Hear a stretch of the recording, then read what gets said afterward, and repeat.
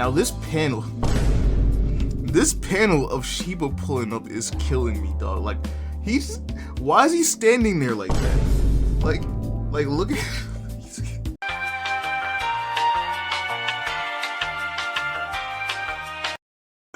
Okay. Kagurabachi Chapter 101. I never thought we would get this far, but I'm glad to be here, right? So I don't know how I want to do this video. Do I just go through it page to page, or do I just talk about what I found interesting in the chapter? I think I would do that instead of going page for page, because I'm not live reacting, right? I want y'all to be able to read the chapter before you guys watch this video, okay? Okay, so they look. Okay. I have to apologize to Izami, man. I didn't know he was like that, right? There have been multiple points in the story where I've completely forgot he existed, if not for Bachi Brazil, okay? Talking about the trivia theory. He kept disappearing from my mind, because it's not like he was in the story a lot. So, whenever I see him, I just disregard him. But he has been on a run for the last stretch of chapters, man. So I gotta give him his credit. I gotta make his official apology video, because he's been holding it down.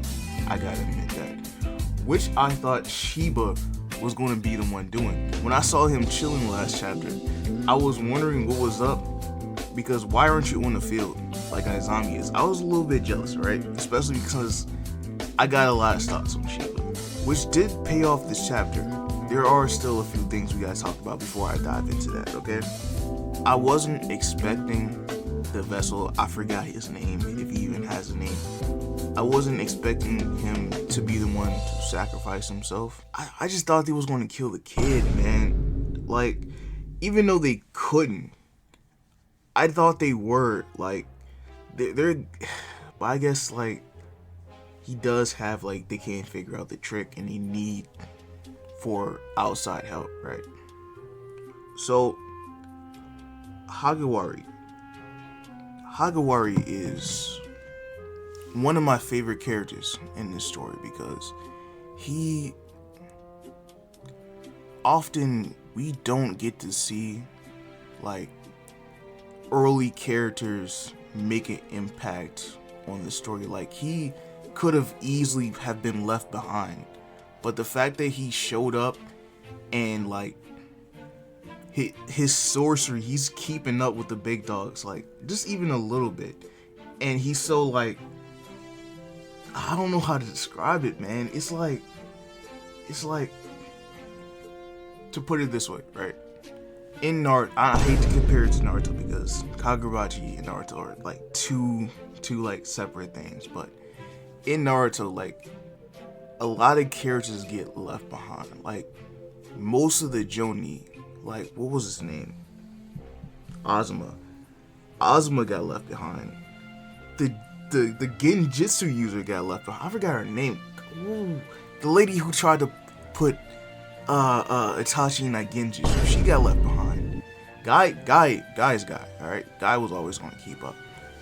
So, and then there was Aruka. Aruka really didn't do much, but he was also like a teacher, so what's to be expected. But even some of the underclass got left behind. Like Shino. Shino should have been on that. Let me stop talking about Naruto, okay? We're talking about Kagurabachi. So, it's just nice to see Hagawari still involved in the main story. Him still, like, having what do I want to call it? Like, he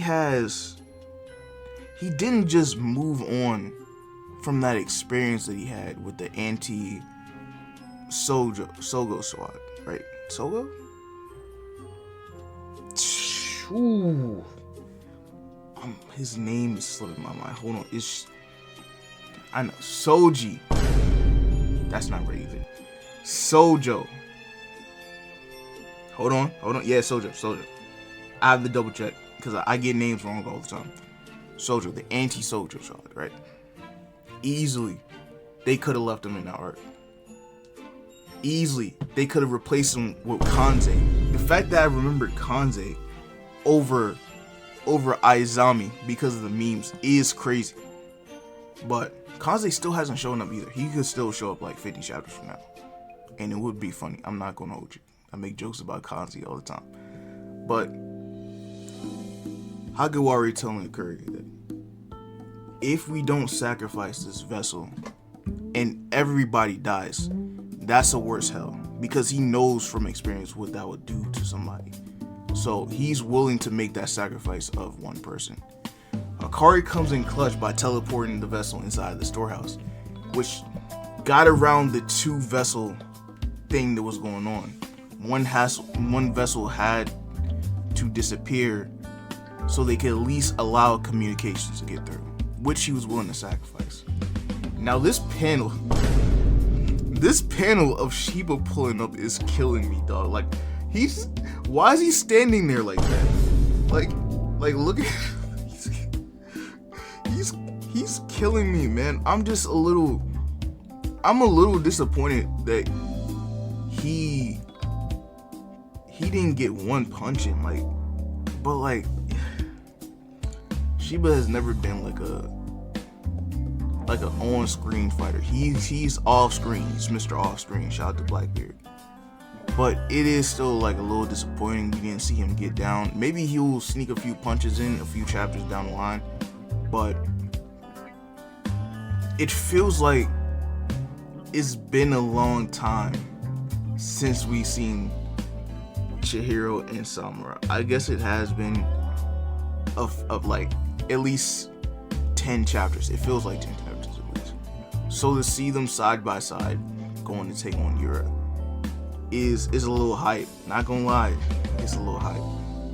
We still gotta don't forget about the Sword Saint, man. He's still down there in the basement. I don't know what he can do, but he still got something left in his bag, and I think we should talk about it.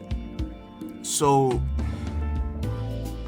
where does the Sword Saint go from here? Does he pair up with Yura, or does he go off on his own?